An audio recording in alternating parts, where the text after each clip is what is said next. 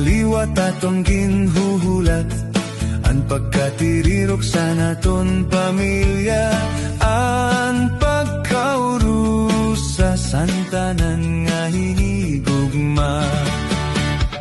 Umabot na liwat aton ginhuhulat, ang pagkatirirok sa naton pamilya, ang pagkaurusa santanan nga hinigugma.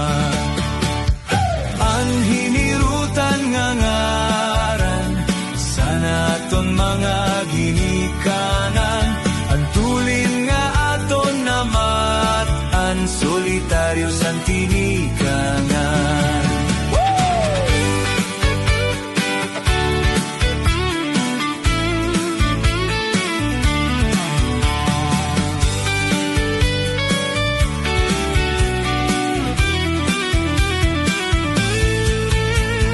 Hingalimtan naton ang mga naglabay, aanhi kita tanan para maglipay, ang pagkilala ay sa naton mga hinigugma.